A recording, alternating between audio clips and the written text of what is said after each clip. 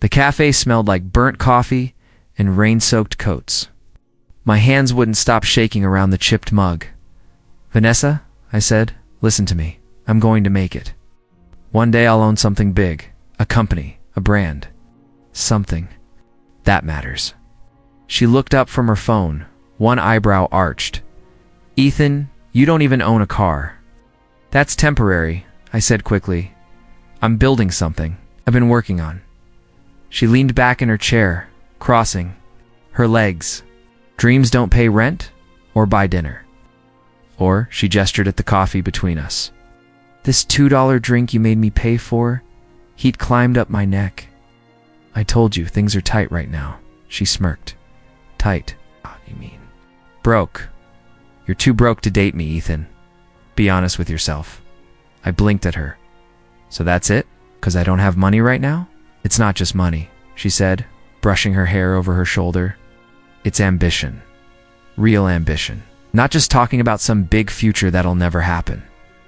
I leaned forward. "You think I'm all talk?" "I know you are." She didn't even flinch when she said it. "If you were going to be somebody, you'd already be on your way. But you're stuck. And I don't want to be stuck with you." The words hit harder than I thought they would. I stared at the table, my voice low. Wow, she stood slinging her purse over her shoulder. "Don't make this dramatic. We're just different people." "Different?" I asked, looking up. "Or you just found someone with a bigger wallet?" Her lips curved, not into a smile, but something sharper. "Maybe both." I laughed under my breath, but it came out broken. "Who is he?" She didn't answer, but the door jingled as it opened and a tall guy in a gray coat walked in. He Didn't look at me, just went straight to her. She kissed his cheek like I wasn't even there. "Ready?" she asked him. He nodded, sliding an arm around her waist. I stood, my voice cutting through the noise. "Vanessa." She turned, eyes cool. "One day," I said, every word sharp, "you're going to regret this. You're going to remember this night, and you're going to wish you'd stayed."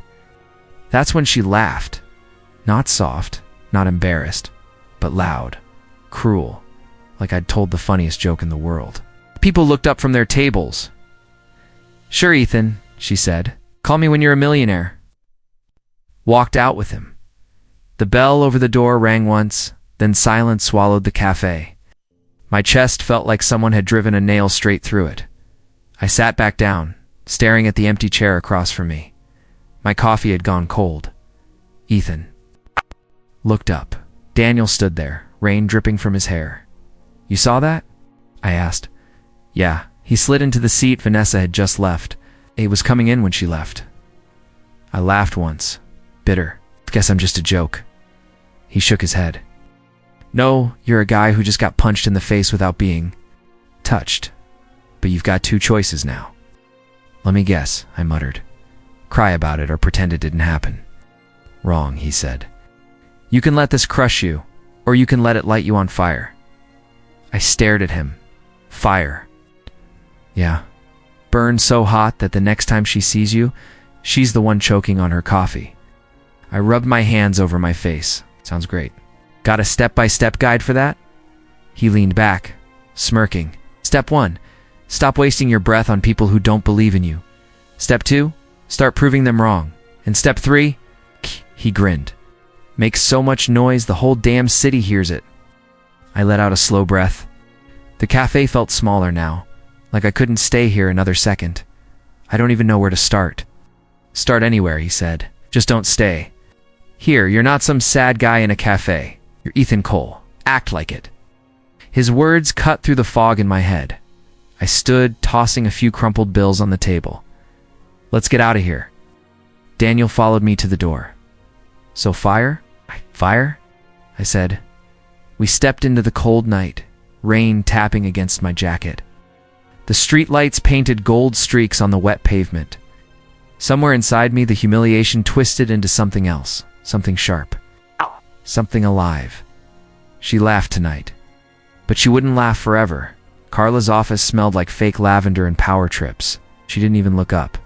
When I knocked, "Sit, Ethan," she said, clicking through her computer like I wasn't there. I stayed standing.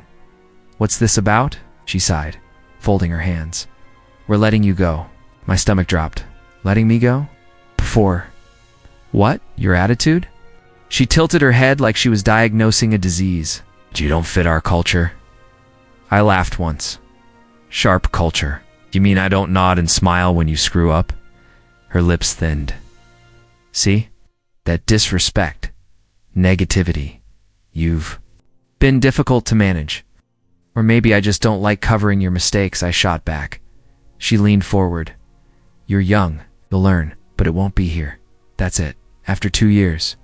Yes. HR has your paperwork. Please clear your desk by 5. I stared at her for a long second. One day you're going to wish you hadn't done this. She smirked like she'd heard that before. We'll see. The elevator ride down felt endless. My box of things felt heavier than it should. Daniel called as I stepped outside. What happened? Got fired, Carla? Yeah, said my attitude didn't fit. Guess honesty's out of style. She's an idiot, he said. What now? I glanced at the cloudy sky. Don't know yet. Right now I just need air. Hours later I was still walking. My feet hurt, but I didn't care. I wandered until the neon sign of a quiet bar flickered at me from across the street. Inside it smelled like whiskey and tired dreams. I ordered the cheapest beer and sat alone. You look like you lost a war, a voice said. I turned. A man in a navy suit sat 2 stools away, nursing a glass of scotch. More like got kicked off the battlefield, I said. He smiled faintly. Work trouble? Yeah, fired today. What for? Apparently I'm too honest for the company culture. It chuckled. Sounds like their loss. I shrugged. Feels like mine right now. He studied me for a moment. What did you do there, marketing analyst? But I've been building something on the side, an idea for a tech platform. His eyebrow lifted. I hesitated, then laughed. Not that it matters. No one's interested in hearing about it. I'm interested, he said simply. I looked at him. Why?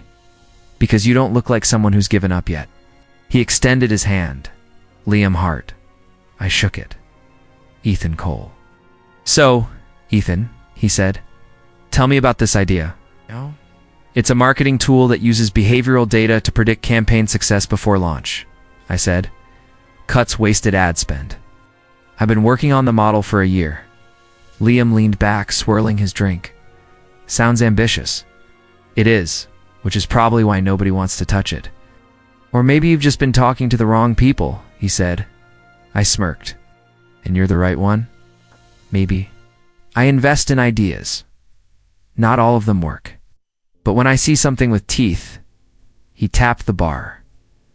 I pay attention. My pulse quickened. You think mine has teeth? Think it might bite.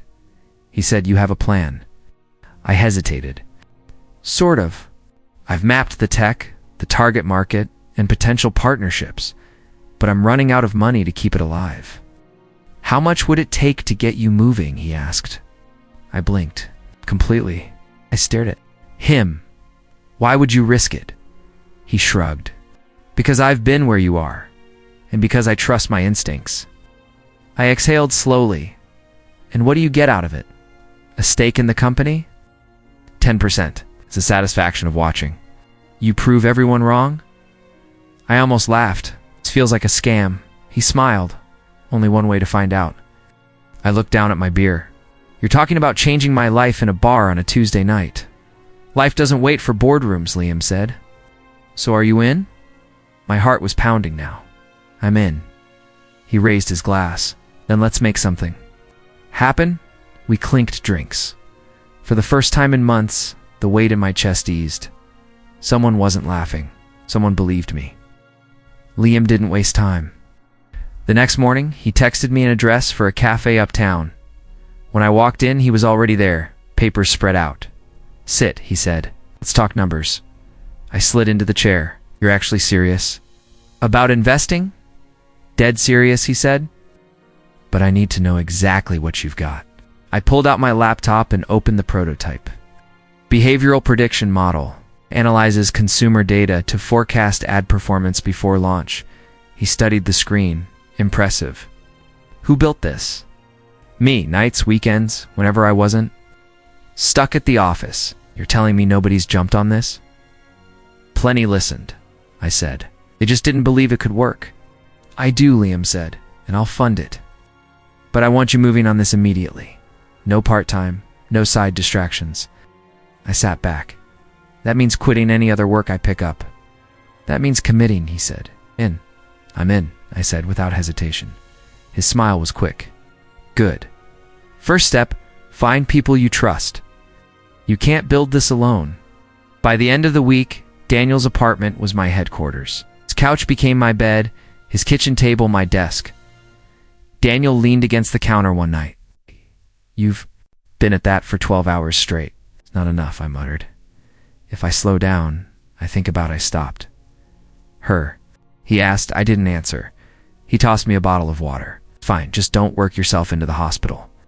3 weeks in, Liam walked in with a woman I'd never met.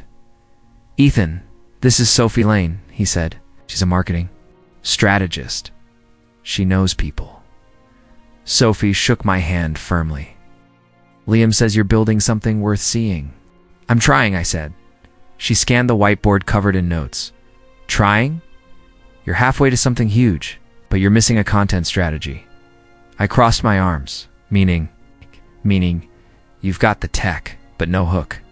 No face, no story the public can latch on to, she said. You want clients? They need to feel you before they see your numbers. Daniel grinned. I like her already. I rubbed my temples. Fine, show me what that looks like. She smiled. Tomorrow, come ready to listen. The next day, Sophie took over the whiteboard. Target demographics here, she said, drawing circles. Narrative angle here. And Ethan, she turned to me. Stop hiding behind data. Your story matters. My story? Struggling? Marketer, fired, builds game-changing platform with grit and vision. That's what sells. I frowned. Feels personal. Good. People by people. Liam nodded. She's right, I sighed. All right. But no pity angles. Trust me, Sophie said. We're aiming for power, not sympathy. Nights blurred together. Coffee replaced sleep. Every time exhaustion hit, Vanessa's voice replayed in my head, too broke to date me. One evening, Sophie caught me staring at the code. You okay? Fine, I said. You're lying, she replied. Who's haunting you? Almost laughed. Just someone who thought I'd never make it. Prove them wrong, she said simply. The first working demo ran at 2:14 a.m. Daniel was asleep. Sophie was half dozing over her laptop. It works, I said quietly. Sophie's head shot up. You're kidding. Turned the screen toward her. Predictions within 2% margin. We can run real campaigns now, she grinned. Ethan, this is it. Daniel stumbled out of his room. What's going on? It's live, Sophie said. Daniel whooped and slapped my back. Told you, man. Fire, Liam called the next day. Ready for your first client? I swallowed hard. Yeah, let's do it. For the first time in months, I felt something different. Not just hope, momentum. And no one was laughing. The ballroom shimmered with gold light, the kind that makes everyone look richer than they are. My name tag felt heavier than it should. Daniel nudged me. You sure you're ready? For this, I smirked. 2 years of grinding says yes. A voice over the speakers announced, please welcome Ethan Cole, CEO of Veriscope Analytics. Before I could move, my eyes caught a familiar figure near the champagne table. Black dress. Perfect posture. That same tilt of the chin. Vanessa, and on her arm, a tall man in a perfectly tailored suit, grinning like he owned the room. Daniel noticed my pause. Friend of yours? Something like that, I said, forcing my feet forward. I was halfway to the stage when I passed close enough. To hear her voice, Oliver? This is just another event. Half these startups won't last a year? Oliver chuckled. Then why come? Networking, she said, her tone dripping with confidence. The MC's voice echoed. Our next speaker, Ethan Cole. Her head snapped toward the stage. Her eyes met mine. For a second, she didn't move. Then she smiled politely, like we'd never met. I smiled back. The kind you give a stranger you'll never see again. At the podium, I gripped the edges. Good evening, I began. 2 years ago, I was sleeping on a friend's couch, broke and nearly out of options. Tonight I stand here because of one thing, not giving up when everyone said I should. I didn't look at her, but I could feel her there. People will tell you your dreams are unrealistic, I continued, that you don't have what it takes. And sometimes they're right if you believe them. But if you don't, I paused, letting the silence bite. You build something they can't ignore. The applause hit before I even finished. Afterward, I stepped off the stage and Daniel clapped my shoulder. You aimed that like a sniper. Wasn't aiming, I said, though the heat in my chest said otherwise. I turned and almost collided with a woman I didn't recognize. She had warm brown eyes and an easy smile. Ethan Cole? She asked yes. Friend of. She hesitated, glancing over her shoulder. Vanessa. My brows lifted. Friend. Huh. She smirked faintly. Let's just say acquaintance. I wanted to tell you something. Go on. She didn't expect you to survive, Maya said. Quietly. Let alone win. I chuckled under my breath. Good to know. She'll probably pretend she's happy for you. She's not. Noted. Maya gave me a quick nod. Enjoy the night, Mr. Cole.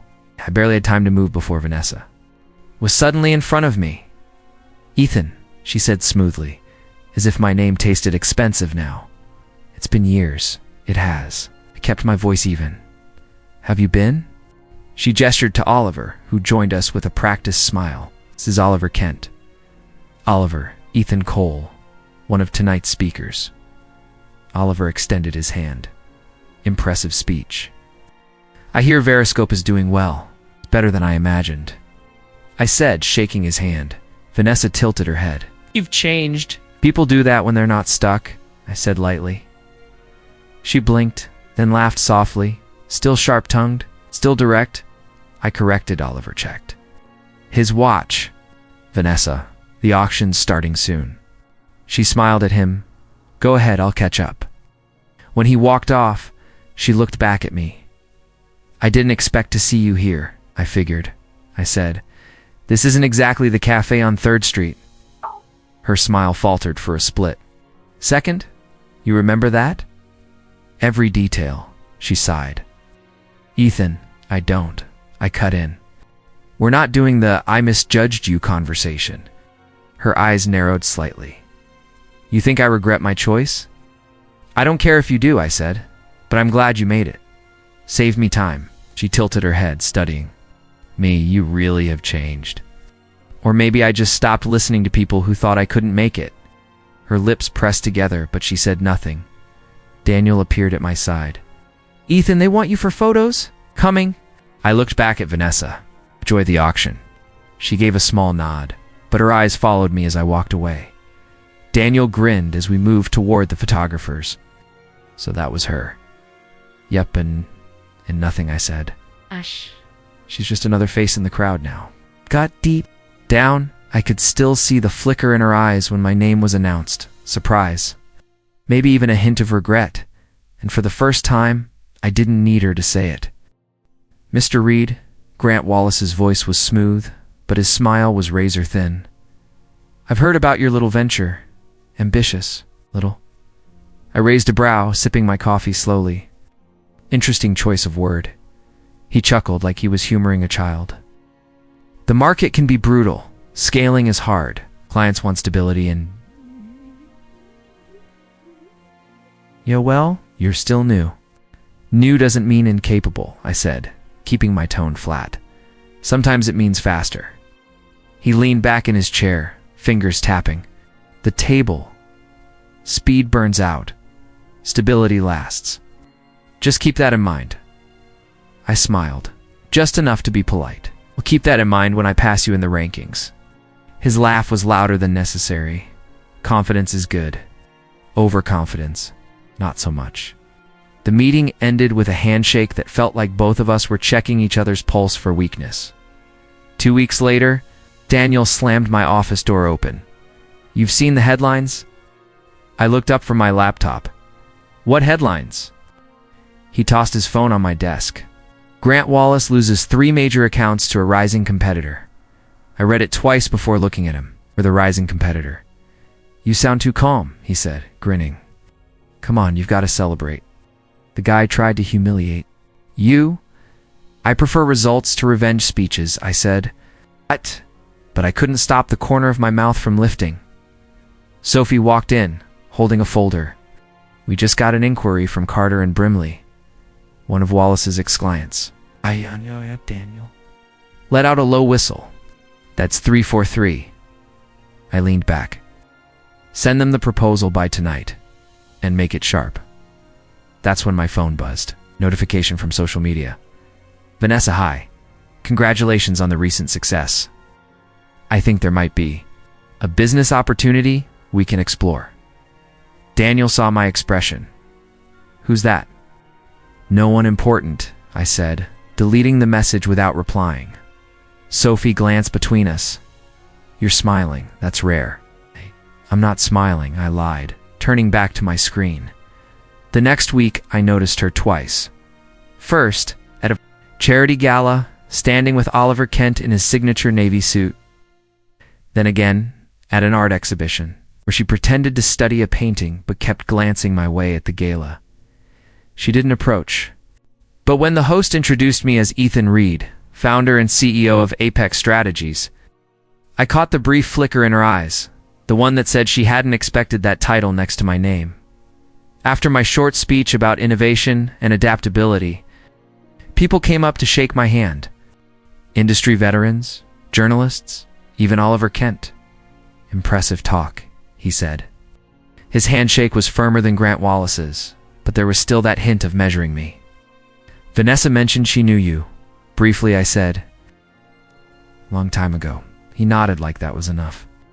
Vanessa avoided my gaze entirely, her wine glass trembling just enough for me to notice. At the art exhibition, I wasn't even speaking. I was there to relax. Yet there she was again, wearing the same arrogance she'd always had. Only now it looked forced. Maya Thompson, her friend from years ago, approached me near the refreshments. Ethan Reed, right? Yes, I said cautiously. She smiled faintly. She didn't expect you to survive, let alone win. I laughed under my breath, and yet here we are. She pretends not to care, Maya added. But she's been asking about you. A lot good to know, I said. Bye. Not interested in revisiting the past. Ah, shit. Maya's eyes glinted. That's what makes this more fun for you, isn't it? I didn't answer, but she was right. The following Monday, Sophie walked into my office again. You're on the front page of Business Pulse. Big feature. Daniel followed her in, holding a coffee and Wallace, buried on page 12. I looked at the cover of my photo, captioned, "The new name clients can't ignore. That's going on the wall," Daniel said. Frame 2, Sophie added. One for the lobby. I laughed. Fine, but no champagne. We're not done yet. Daniel grinned. What's next? Global takeover? Step by step, I said. But first finish the Carter and Brimley deal. And then maybe Wallace's biggest account. Sophie raised an eyebrow. You're making a list. I've had the list for years, I said. It's just getting shorter. Later that night, another message came in from Vanessa. I'd really like to discuss a potential partnership. I think we could help each other. I stared at it for a long moment, then locked my phone. I didn't need to reply. The silence was answer. Enough. Because now, the same people who once looked down at me were leaning in when I spoke. And I wasn't about to waste a single word on someone who had bet against me. This time, I wasn't just in the game. I was winning it. The news hit the business circuit like a dropped glass. Maya, I said when she called, you sound entertained? You haven't heard? She asked, a wicked smile audible in her tone. Heard what, Oliver? Your dear Vanessa's golden ticket. He's been spotted with a model, and not discreetly. Paris last month, Dubai last week. I leaned back in my chair. So the fairy tale is cracking. It's crumbling, she said. She's panicking, trying to get invites to any table that screams power. Good luck with that, I muttered. Maya laughed. Oh, you'll love this. She's going to be at the governor's gala. Same as you. I paused. Who told you that? Someone who owes me, she replied. Point is, be ready. She's circling. The gala's marble staircase glittered under chandeliers. My suit was tailored sharp enough to cut glass. I didn't plan to look for Vanessa, but I knew she'd find me. Grant Wallace was there, pretending last month's lost contract hadn't gutted him. He gave me a tight smile. Government work, huh? A step for a small firm. Small firms move faster, I said. That's why we won. He chuckled like it didn't sting. We'll see how long you last. I plan on it being a while. Maya found me near the champagne bar. Spot her yet? She asked. No. She's alone, Maya said, scanning the crowd. She's coming this way. I didn't turn. Hi, Vanessa's voice came from behind. Soft, rehearsed. I looked. Over my shoulder? Vanessa. She smiled like we'd just bumped into each other at a coffee shop. It's been a while. 2 years. You look different, she said, her eyes flicking over the suit. Better, you mean? Her laugh was brittle, maybe. I hear. You've been busy? I have. That can tract impressive, she said. Must have taken a lot of work. It did. She shifted her clutch in her hands. We should catch up sometime. Maybe talk about possible collaborations. Collaborations? I repeated flatly. Yes. Your company's making waves. And, well, I'm always looking for new opportunities. Let the silence hang. Her smile faltered. You don't have to look at me like that. I'm just wondering which version of you I'm talking to, I said. The one who thought I was too broke to date. The one who's suddenly interested in my calendar? She flushed. I didn't mean you did, I cut in. Her eyes darted toward the crowd, as if she hoped someone important would see us talking. Look, I made mistakes. We all do, I said. But most of us don't make them in front of an audience, she exhaled sharply. You've changed. That was the point. Maya drifted back, sliding between us like she was part of the decor. Vanessa, she said with a polite nod. Maya, Vanessa replied, voice tight. Maya sipped her drink. You're brave, coming alone tonight. I'm not brave, just independent, Vanessa said. Sure, Maya said, smiling without warmth. Well, I should borrow him. We have people to meet. I followed Maya without looking back. In the next room, she smirked. You handled that beautifully. I wasn't trying to handle anything, I said. I just didn't feel like pretending. She's not used to that, Maya said. Most people bend when she leans. Not anymore. Maya tilted her head. You're enjoying this. I'm not denying it. Later, I caught sight of Vanessa again standing at the edge of a conversation, smiling too hard, clutching her champagne like it was a lifeline. People's eyes slid past her, looking for someone else. Maya noticed too. Tables turn fast in this city, especially when you burn bridges while crossing them, I said. She'll try again, Maya warned. I know. You going to give her a chance? I looked at Vanessa one last time. No. I don't go backward. The gala ended with handshakes, congratulations, and murmured invitations. As I stepped outside into the cold night air, my phone buzzed. A message from an unfamiliar number. Proud of you, really. Let's talk soon. I deleted it without replying. Inside, the orchestra played something slow and elegant. Vanessa was still. They were laughing at something Oliver Kent wasn't around to hear. I got into my car and shut the door. The engine hummed to life, warm against the winter air. Some things, I thought, are better left behind, especially when they finally start falling, without you having to lift a finger. My phone lit up with a number I didn't recognize. Hello? Hi, it's Vanessa. I leaned back, letting the silence stretch. Vanessa, I know it's been a while, she said, voice soft. I think I misjudged you back then. You think I do? I was wrong. And I'd like to catch up, maybe over coffee? I'm busy. She laughed lightly, the sound too practiced. You don't even know when I'm busy, I repeated, and ended the call. 3 days later, my assistant knocked on the door. There's a Vanessa here to see you. I didn't answer right away. She doesn't have an appointment. He added, send her in. The door opened. She walked in like she was stepping onto a stage. Black dress, gold earrings, hair curled to perfection. But the confidence wasn't as solid as before. "Nice place," she said, looking around. "My office. Much bigger than I imagined."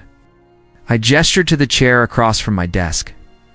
"Sit," she did, crossing her legs, hands resting on her knee. "I didn't want to leave things like that after the call." "You mean after you hung up on me?" "Years ago?" Her smile faltered.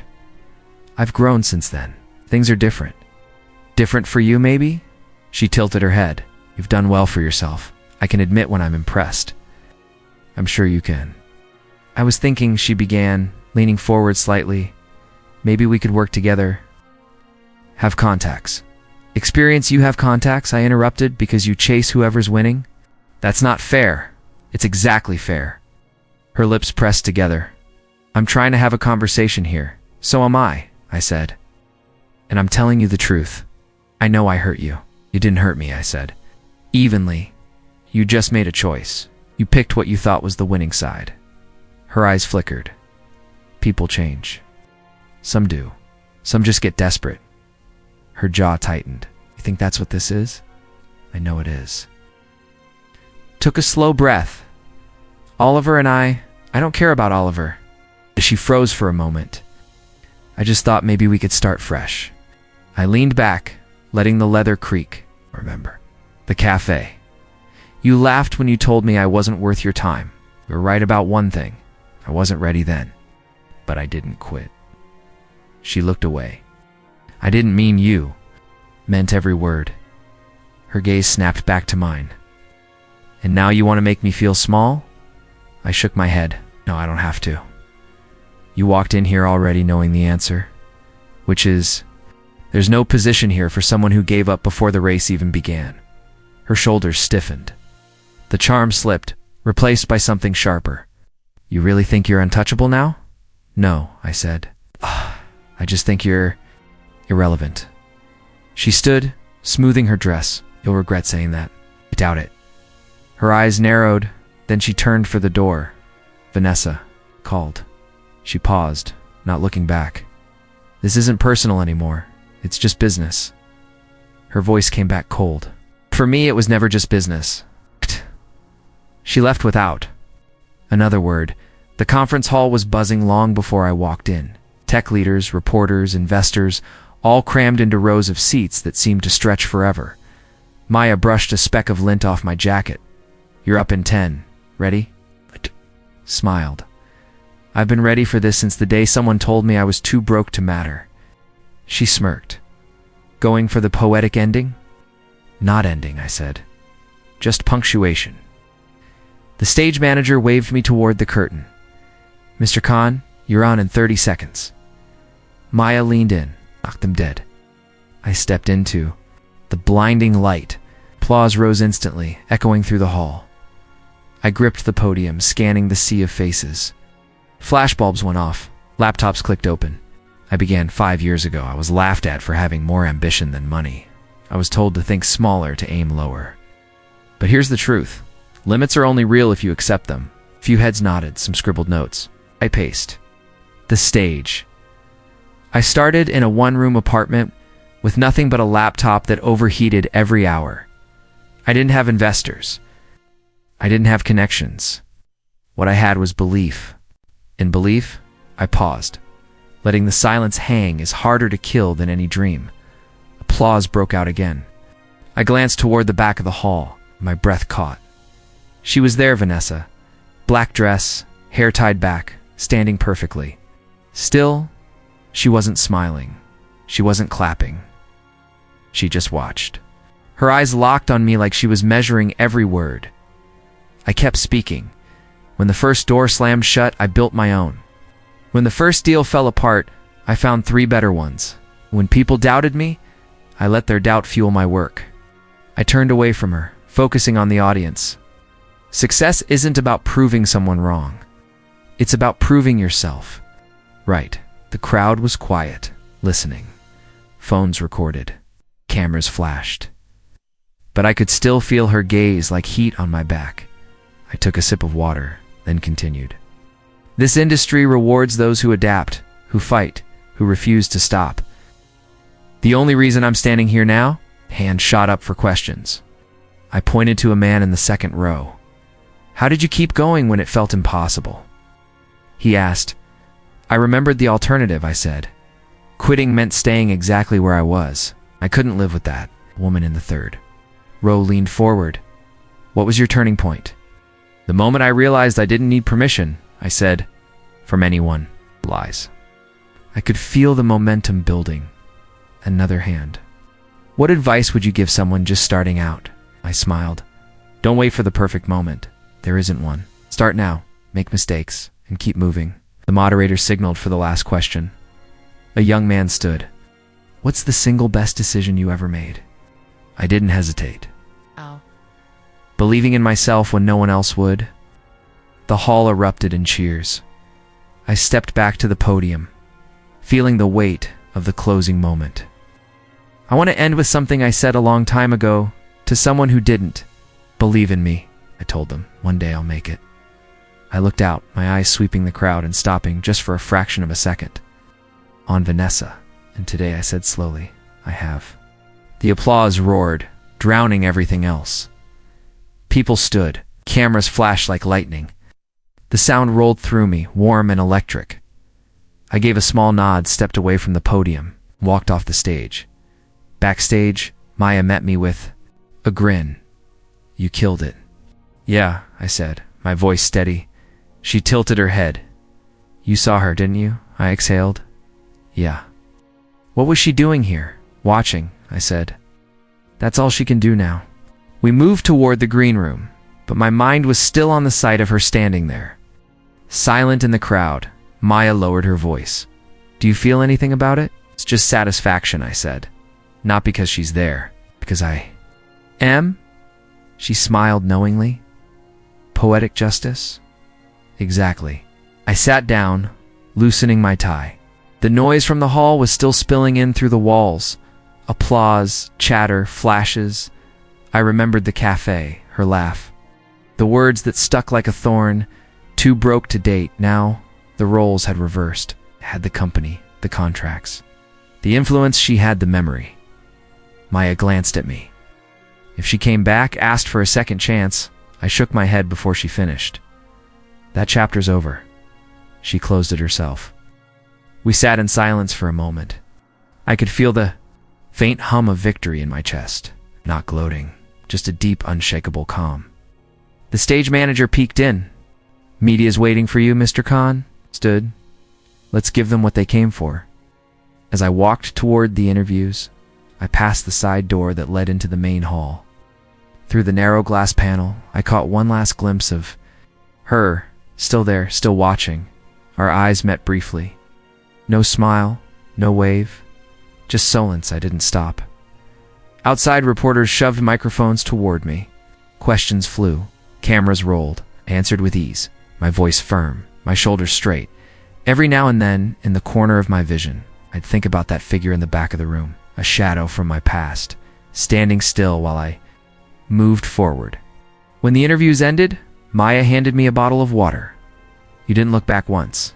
I smiled faintly. There was nothing worth looking back at. The car was waiting. I slid into the back seat, the city lights reflecting in the tinted glass. As we pulled away, I thought about the speech, the applause, the crowd, and her.